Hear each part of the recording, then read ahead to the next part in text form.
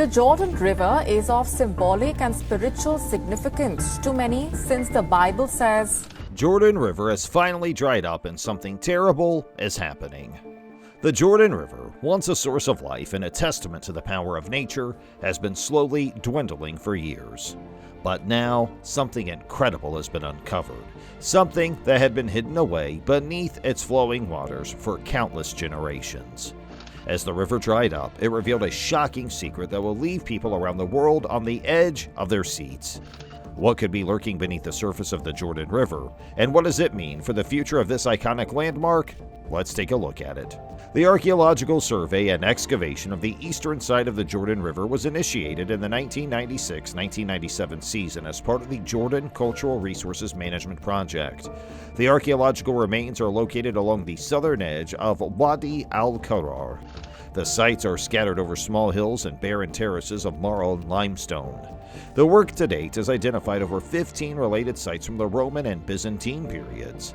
The key discoveries are the Roman remains and Byzantine monastery at al-Kharrar, ancient Bethany beyond the Jordan River, several smaller churches, chapels, monks' hermitages, caves, and cells, a large Byzantine church complex adjacent to the Jordan River. An impressive water system included the ceramic pipeline bringing water to Bethany beyond Jordan. Several kilometers to the east, a large plastered pool and adjacent caravanserai halfway between the Bethany settlement and the Jordan River.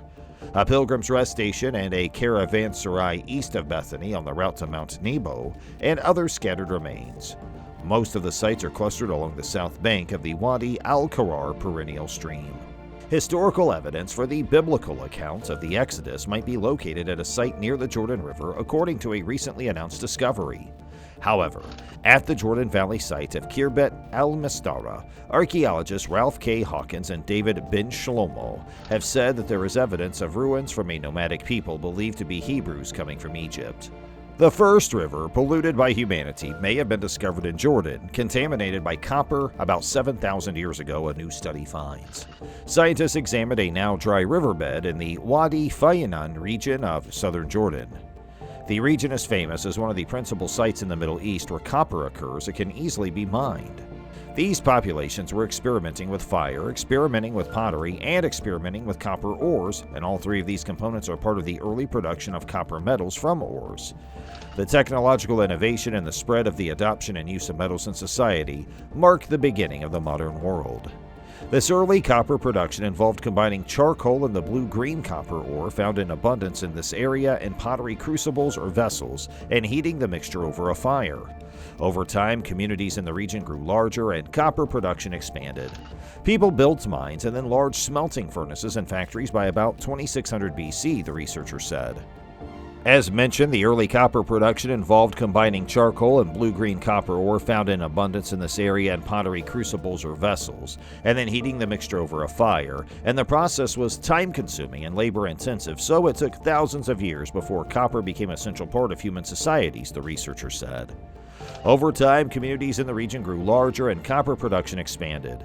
People built mines and then large smelting furnaces and factories by about 2600 BC, and there are places in the Wadi Faynan Basin where pollution from the copper smelting residues, the slag, are significant health risks and probably would have been that way for a long time, according to Adams. The international research team's analysis of the sediments in the area suggested that pollution of a meandering stream that once ran in Wadi Faynan began about 7,000 years ago. And this is the earliest example known yet of humanity's pollution of the world, Adams said. The slag from copper production contained metals such as copper, lead, zinc, cadmium, and even arsenic, mercury, and thallium. Plants absorbed these metals, and then people and animals such as goats and sheep ate them. Pollution from millennia of copper mining and production likely led to widespread health problems in the region, such as infertility, newborn malformations, and premature death, Adams said. He said that prior work examining human bones from Roman cemeteries in the region found unhealthy levels of metals in people, and these were not necessarily people involved in mining and smelting themselves. Many were infants and juveniles. There was uptake of environmental pollution into the food chain. Some 780,000 years ago, prehistoric humans regularly gathered near the Jordan River in what is now northern Israel and used a sophisticated, controlled fire to cook and eat huge fish caught at the nearby Lake Kula. That is the finding of groundbreaking new research by an international team from leading Israeli universities and other institutions in Israel and abroad, who say they have identified the earliest hard evidence of human cooking found anywhere in the world. The research, published in the Nature peer-reviewed journal, is focused on the Geshir Benot Yaakov Acheulean site near the Jordan River in the Hula Valley, north of the Sea of Galilee. The team analyzed the remains of carp-like fish teeth found at the site, concluding that they were about 780,000 years old, and that the fish were heated to a specific temperature using a slow-cooking method which melted the rest of the skeleton before they were eaten. Slowly, surely, and mainly below the radar, an 11-kilometer or nearly 7-mile stretch of the Jordan River is being transformed into water that is safe for swimming again. It is not yet rid of pollution. That will need to wait another 3 years or so. But its banks are being spruced up, landscaped, and reconstructed in parts, and a pedestrian cycling path now runs along much of the western side from the Rob Roy canoeing attraction just southwest of the Sea of Galilee, southward to the village of Menahemia. Little bridges lead to islands, and a steep embankment has been leveled to allow for the creation of water inlets and land that slopes gently down to the water's edge. An initial batch of salt-tolerant trees is being planted for shade, and rocks have been strategically placed in the water to create ripples and vary the speed of the flow to provide different microhabitats for riparian creatures and birds. There are plans for seating and picnic areas. The area is open to the public, but on the weekday that this reporter visited, a lone fisherman and a couple of campers were the only signs of humanity to be seen. The Jordan Valley, part of the Great Syrian-African Rift Valley, was a major highway for the migration of early humans between Africa, Europe, and Asia, and is still a key migration route for animals, particularly birds. The river and its banks form the backdrop for many stories and traditions central to Judaism, Christianity, and Islam. South of the Sea of Galilee, though, where the river stretches some 128 kilometers as the crow flies down to the Dead Sea, most of the water has been diverted for human use by Israel, Syria, and Jordan, leaving just a trickle behind. The roughly 2-kilometer stretch between the Degania Dam at the southern tip of the Sea of Galilee and the Olumot Dam downstream is clean. This is where the Yardenit baptism site is located and currently undergoing expansion. But to the south of the Olumot Dam, a great barrier of earth, there's a different story. For years, the waters between this dam and the confluence of the Jordan and Yarmouk rivers near Narayim, just southeast of Menahemia, were inaccessible, stinking, and polluted. Early last century, the river, stretching from the Degania Dam, was dug out and narrowed to resemble a canal. The aim was to speed up the water flow for Pinchas Rutenberg's hydroelectric power project at Naharayim, which was operated between 1932 and 1948. The amount of water that once flowed out of the Sea of Galilee dropped to just 10 to 20 million cubic meters per year, according to the Water Authority, from a surging 1.2 billion cubic meters before Israel dammed the flow in the 1960s. South of the Olumot Dam, the river has long been a dumping ground for trash, sewage, and brackish water, compounding by runoff from the application of agricultural chemicals and fish farms. To prevent salt water from entering the freshwater Sea of Galilee, Israel's emergency drinking store, the state built the so-called Salty Carrier in the 1960s. This was a deep channel flanked by high earthen embankment walls that ran 22 kilometers just to the west of the Sea of Galilee and the Jordan River. This open-air carrier was replaced by a pipe around 13 years ago, but some 25 million cubic meters of brackish water still pour into the river south of the Olumot Dam every year. To further muddy the waters, raw sewage from the cities of Tiberias and Safed and other Galilee communities was directed into the Salty Carrier as well. The latter stopped in 2015 when a sewage treatment plant was built just across from the Olumot Dam. It was upgraded last year to provide the highest level of treatment. But some 4 million cubic meters of treated wastewater still flows into the river each year, according to the Water Authority. If all goes according to plan, a desalination plant to treat the saltwater will be built and start operating in around 3 years, close to where the Jordan River meets the Yavneel stream, opposite the Kibbutz Degania Bet. The desalinated water will be supplied to commercial fish ponds in the Emek Hamiyanat, or Valley of Springs area nearby, with around 10 million cubic meters annually being channeled to a point south of Menahemia. All the treated wastewater will meanwhile be piped to farmers for the irrigation of crops. Once these pollutants are no longer entering the river, the amount of clean Sea of Galilee water flowing into the river will be increased by at least 50 MCM per year. Over the past 12 years, the Kinneret Drainage and Streams Authority has worked on the implementation arm of a government project to widen the river in parts and restore the area's natural look. The aim is to attract many more visitors and tourists and to restore ecosystems that have been floundering for decades. Works have included flattening the eastern embankment of the salty carrier to make room for little bays and lawn areas and removing tens of thousands of tons of accumulated silt from salt and sewage. According to the authority's engineer, Oshri Iluz, the restructuring and landscaping have already cost more than $11 million, most of it from the Israel Land Authority's Fund for the Protection of Open Spaces.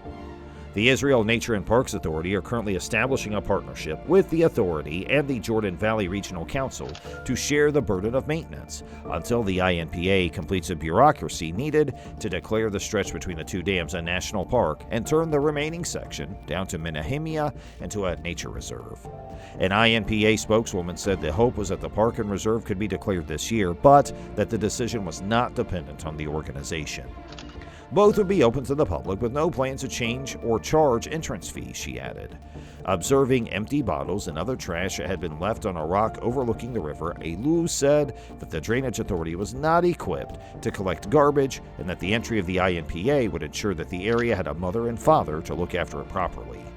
One of the archaeological sites along the river that will be turned into a visitor attraction is Tel Obaida, an unremarkable-looking mound with an extraordinary history located near Kibbutz Beit Zera. Sifting through some 60 layers of soil, the oldest dating back 1.5 million years, archaeologists have discovered remains there of one of the earliest migrations of Homo erectus out of Africa. The stretch of river undergoing rehabilitation ends just before the Adama Dam, where the water is directed sharply eastwards by cement walls towards the Rutenberg hydroelectric dam. Along the imposing cement embankment runs a narrow path that the Drainage Authority has built for others. The works are being coordinated and carried out by the Kinneret Drainage and Streams Authority with the approval of the Environmental Protection and Tourism Ministries, the Israel Lands Authority, the Israel Nature and Parks Authority, the KKL-JNF Jewish National Fund, and local authorities. The rehabilitation and the additional clean water allocation only relate to this stretch of river where both riverbanks are located in Israel. In November, a bilateral declaration of intent was signed between Israel and Jordan to partner in the restoration and sustainable development of this section, which ends when the river enters the partially Palestinian-controlled West Bank on its way down to the Dead Sea. Agreements of this kind are subject to geopolitical ups and downs, so the timing of implementation is impossible to gauge. And while organizations such as EcoPeace and the Arava Institute for Environmental Studies are trying to get the Jordanians, Palestinians, and Israelis on the same page, nothing is happening formally at present. Gidon Bromberg, the Israeli director of EcoPeace, explained that the river was a story of demise for the legitimate reasons that we're in the desert. Water is scarce and people need it. Water is always a story of conflict, he went on. When the river is on the border, then allowing fresh water to flow means you are empowering the enemy. But he continued, there would be little point for Israel to rehabilitate the river's western bank as it flows through Jordan and the West Bank, while the water continued to receive the effluent from cesspits on the other side, serving some 700,000 Jordanians and 52,000 Palestinians who lack access to a sewage network. Directing additional water to the river, encouraging regional cooperation to clean it up, and managing it through a trilateral river commission of a sort that exists elsewhere in the world would strengthen regional resilience in the face of growing water shortages, brought about by rapidly growing populations and accentuated by climate change, Bromberg said. He noted that the lack of water was one of the crises that sparked the Syrian civil war. Said Bromberg, geopolitics, ecology, tourism, climate, all these advantages need to align. Explaining that India and Pakistan jointly managed part of the Indus River despite hostile relations, he went on, the border issue should not prevent us from reallocating water. Jordan already gets water from the Sea of Galilee. You can agree on the water allocation without defining the borders. EcoPeace is one of 10 organizations that last month announced a joint campaign for the rehabilitation of the Jordan River and the Dead Sea.